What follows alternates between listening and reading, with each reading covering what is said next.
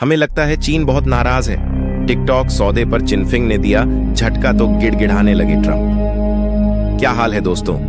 आज हम बात करने वाले हैं एक ऐसी बात पर जिसे सुनकर आपको मजा आएगा और हो सकता है आपको हंसी भी आ जाए।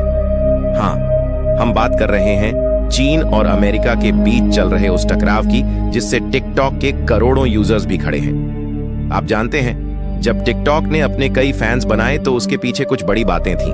हाँ, क्या आप जानते हैं कि यह सिर्फ शॉर्ट वीडियोस बनाने वाला एक ऐप नहीं है, ये एक बड़ा राजनीतिक प्लेयर बन गया है। जैसे ही अमेरिका ने चीनी कंपनियों पर पाबंदियां लगाईं, चीन ने भी इंतजार नहीं किया। यार, ये बिल्कुल क्रियाकलाप जैसा लग रहा है, जैसे चाय पर चर्चा हो रही हो। दरअसल जब बात आती है चीन के राष्ट्रपति शी जिनपिंग की, तो लगता है कि वो बहुत नाराज हैं। अब कुछ लोग कहेंगे कि ये सोचने की बात है कि आखिर क्यों।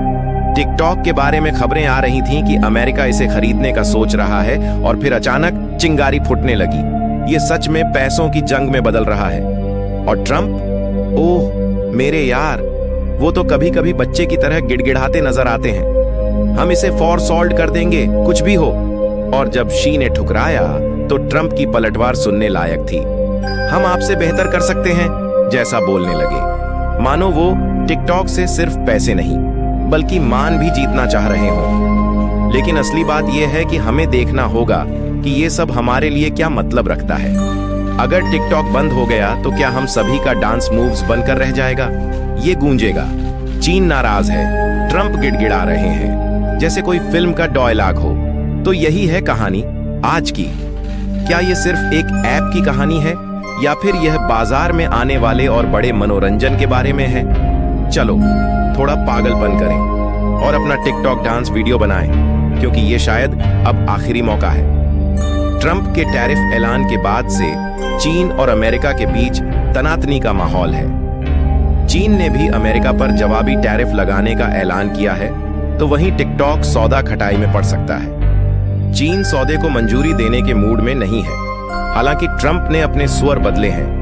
उन्होंने कहा कि सौदे के लिए चीन पर लगे टैरिफ को कम करने को तैयार हूं। टैरिफ ऐलान के बाद चीन ने अमेरिका को एक नया झटका दिया है। चीन ने ऐलान किया है कि वह टिकटॉक सौदे मंजूरी नहीं देगा। इस सौदे के तहत टिकटॉक का संचालन करने वाली कंपनी बाइटडांस को अपने अमेरिका ऑपरेशन का अधिकांश हिस्सा अमेरिकी कंपनियों को बेचना है। अमेरिकी कानून के मुताबिक सिर्फ 20% हिस्सेदारी ही चीनी कंपनी के अधीन होगी। मगर खास बात यह है कि इस सौदे की मंजूरी चीनी सरकार से लेना जरूरी है। ट्रंप ने समय सीमा बढ़ाई। इस बीच शुक्रवार यानी 4 अप्रैल को डोनाल्ड ट्रंप ने अमेरिका में टिकटॉक की हिस्सेदारी बेचने की समय सीमा 75 दिनों के लिए बढ़ा दी है। सूत्रों के मुताबिक यह सौदा बुधवार यानी 2 अप्रैल तक काफी हद तक तय हो चुका था। मगर उसी दिन ट्रंप के टैरिफ ऐलान ने सब कुछ बिगाड़ दिया। अब ट्रंप का कहना है कि टिकटॉक सौदा की खातिर चीन पर टैरिफ कम करने को तैयार हूं। बाइटडांस को बेचनी होगी 80% हिस्सेदारी। सूत्रों के मुताबिक टिकटॉक के अमेरिकी ऑपरेशन को अमेरिका की एक नई कंपनी को बेचना होगा। इसका 80% स्वामित्व और संचालन अमेरिकी निवेशकों के पास होगा। बाइटडांस के पास 20% से कम की हिस्सेदारी होगी।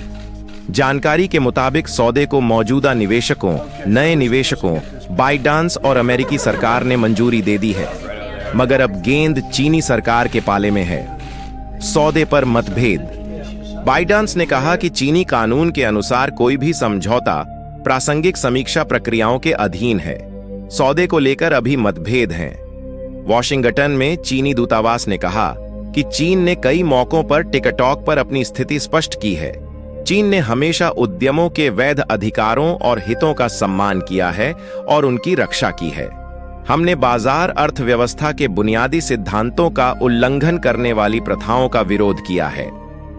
चीन हमारे टैरिफ से खुश नहीं। ट्रंप। डोनाल्ड ट्रंप ने सोशल मीडिया पर लिखा कि इस सौदे पर और अधिक काम करने की जरूरत है। हमें उम्मीद है कि हम चीन के साथ सद्भावनापूर्वक काम करना जारी रखेंगे। मुझे लगता है कि चीन हमारे पारस्परिक टैरिफ से बहुत खुश नहीं है। बता दें कि ट्रंप ने चीन पर पहले 20% और इसके बाद 2 अप्रैल को 34% टैरिफ का ऐलान किया। कुल मिलाकर चीन पर अमेरिका अब तक 54% टैरिफ लगा चुका है। जवाब में चीन ने भी अमेरिका पर टैरिफ लगाने की घोषणा की। नहीं चाहता हूं कि टिकटॉक अंधकार में जाए। ट्रंप ने आगे कहा कि हमारा प्रशासन टिकटॉक के संभावित सौदे के बारे में 4 अलग-अलग समूहों के संपर्क में है। हम चीन के साथ मिलकर डील को अंतिम रूप देने के लिए उत्सुक हैं। नहीं चाहता हूं कि टिकटॉक अंधकार में चला जाए। पिछले साल अमेरिकी कांग्रेस ने टिकटॉक के खिलाफ कानून पारित किया था। ऐप पर अमेरिका में जासूसी करने का आरोप है। टिकटॉक को 19 जनवरी तक अपना ऑपरेशन बंद करना था, मगर ट्रंप ने टिकटॉक को राहत दी और उस पर लगे बैन को हटा लिया। अब ट्रंप ने 75 दिन की समय सीमा और बढ़ा दी है। अगर आपको ये वीडियो पसंद आया हो तो लाइक और सब्सक्राइब करना ना भूलें। चीन की नई स्टोरीज, ट्रंप की गिड़गिड़ाहट और मेरे डांस मूव्स के लिए जुड़े रहिएगा। चलिए अगले एपिसोड में और मस्ती करेंगे। टिकटॉक के डांस मूव्स से लेकर वैश्विक राजनीति तक सब कुछ कवर करेंगे। तब तक खुद का ध्यान रखिए। बाय।